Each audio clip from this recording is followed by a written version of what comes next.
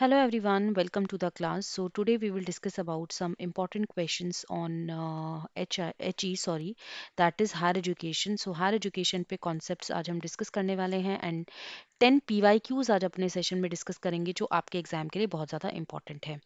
तो जल्दी से हम स्टार्ट करते हैं देरी ना करते हुए। तो पहला क्वेश्चन है हमारे स्क्रीन पे, what is the full form of ROER. So first option is this, second is this, third is this and fourth is this. जल्दी से वीडियो को पॉज करो और बताओ कि NROER की फुल फॉर्म क्या है। चलिए आंसर यहाँ पर हो जाएगा आपका second option, that is national repository for the open education resources. Next question, which of the following universities in the ancient India attained the celebrity as sit both the Brahmical and the Buddhism learning during the time of Siddha Nagarjuna? Nagarjuna के time पे जब हम हमारा ancient India में जो भी celebrities add on होते थे, मतलब ब्राह्मिकल और बुद्धिज्म लर्निंग के टाइम पे वो नागार्जुना जैसे हैं वो पर्सन, उन्होंने इस यूनिवर्सिटी में पढ़ाई की। ठीक है, तो उसी तरीके से एक क्वेश्चन में पूछा जा रहा है कि एंशंट यूनिवर्सिटीज के टाइम पे कौन सी यूनिवर्सिटी में ज्यादा ये पढ़ाई होती थी। ठीक है, तो is it Nalanda, is it Takshashila, uh, Dharmaganja, ठीक है, एंड सिद्ध श्री धान्या कथक। ठीक है, सो ये आपके पास ऑप्शंस हैं, जल्दी से बताओ आंसर क्या होगा। यस, आंसर हो जाएगा आपका श्री धान्य कटक। श्री धान्य कटक क्या है? श्री धान्य कटक एक ऐसी यूनिवर्सिटी है जो कि सिचुएटेड है बैंक ऑफ लाइक कृष्णा। ठीक है, राइट। तो यहाँ पे आप देख सकते हैं, और यहाँ पे जो सिटिंग होती थी ना, बोध ब्राह्मिकल और बुद्धिज्म एरा की ही होती थी, जैसे कि सिद्धा नागार्जुना के टाइम पे होती थी। ठीक है, तो श्री श्रीदंदा कटक एक ऐसी यूनिवर्सिटीज है जो कि उस टाइम पे बहुत ज़्यादा फोकस्ड में थी। ठीक है, और बहुत ज़्यादा लोग वहाँ पे एजुकेशन को गेन करते थे एंशियंट टाइम पे। Right, next question, which education universe institution was first to start the classes for the women? Women के लिए कौन सी क्लासेस, कौन सी यूनिवर्सिटी ने स्टार्ट की थी? जल्दी से बताओ फटाफट से आंसर इसमें से। Answer is Bethune school of the girls. ठीक है, ये वाली एक ऐसी यूनिवर्सिटी थी जो कि बिथुन स्कूल ऑफ गर्ल्स, जो कि जिसमें विमेंस के लिए एजुकेशन पहली बार हुआ था।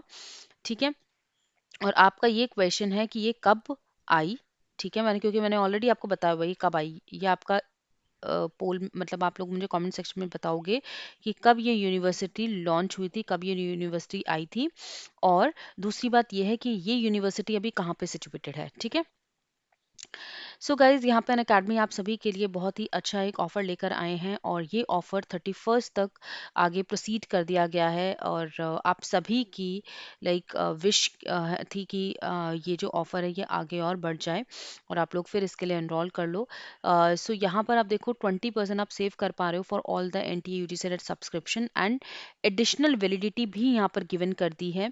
दैट मीन्स अगर आप 12 मंथ्स का सब्सक्रिप्शन लेते हो देन आपको 3 मंथ एक्स्ट्रा सब्सक्रिप्शन फ्री मिलेगा, एंड अगर आप 6 मंथ्स का लेते हो तो 1 मंथ आपको फ्री मिल जाएगा। एंड ये जो ऑफर है ये सिर्फ और सिर्फ 31 मतलब कल तक के लिए ही वैलिड है। 12 बजे से पहले पहले आप लोग यहाँ पे एनरोल कर सकते हैं। एंड जैसे कि आप सभी को बोला है कि फेब में प्राइजेस हाइक होने वाले हैं, तो अभी अफोर्डेबल प्राइजेस में आपको यहाँ पे अवेल हो जाएगा। ठीक है, and this is the referral code that you can use, that is PKNET। PKNET is the referral code that you can use for these like sessions or these classes. Okay guys, next question में चलते हैं। The national education policy has recommended the replacement of the UGC by the umbrella education or the organization, the Higher Education Commission of India, that is HECI, of the for its four verticals। Four verticals कौन कौन से हैं, जल्दी से बताओ इसका answer भी quickly. Answer देखो यहाँ पर आप एलिमिनेट कर सकते हो, MCI को एलिमिनेट करो, बाकी सबको ऐड कर दो, तो आंसर क्या हो जाएगा? ABDE। ABDE कहाँ पर है? ABDE last option. ओके, सो यहाँ पर ऐसे एलिमिनेशन से हम कर सकते हैं। इंदिरा गांधी ओपन यूनिवर्सिटी कब स्टेब्लिश हुई, कौन से ईयर में हुई? तो आप सभी को पता है ये तो 1985 में हुई, right. Next question, statement one and statement to.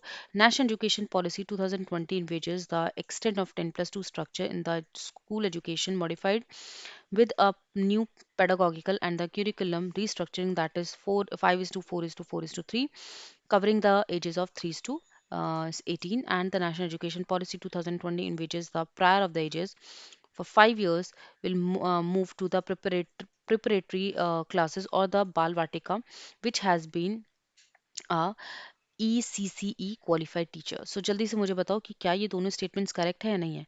तो पहली बात ये है कि ये वाली स्टेटमेंट तो बिल्कुल सरासर गलत है, क्योंकि हमारा जो रिस्ट्रक्चरिंग अभी है वो क्या है, एनपी में, एनईपी में, ठीक है।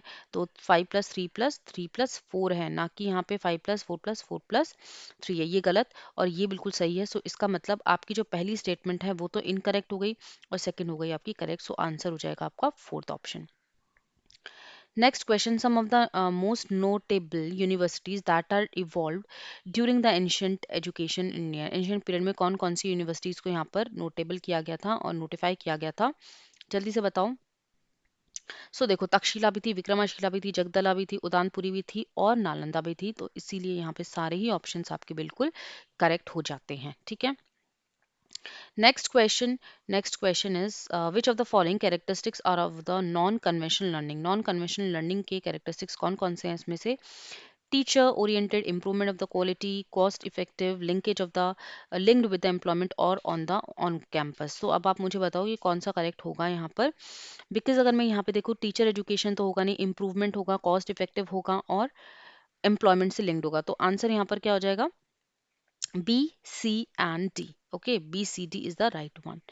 Next question, MOOC का question है ये। MOOC is on the Swayam portal and earning up to 40% of the credits semester by the students, and all MOOC on the Swayam portal are credit based. uh, MOOC, right. So देखो, दोनों ही statement बिल्कुल आपकी correct है, क्योंकि 40% होता है credit और ये भी आपका करेक्ट है और दोनों ही एक दूसरे से रिलेटेड भी हैं। तो इसीलिए यहाँ पे ऑप्शन आपका फर्स्ट हो जाएगा। Okay, so thank you so much everyone and I hope कि आपको सारे क्वेश्चंस बिल्कुल अच्छे से क्लियर हो गए हैं।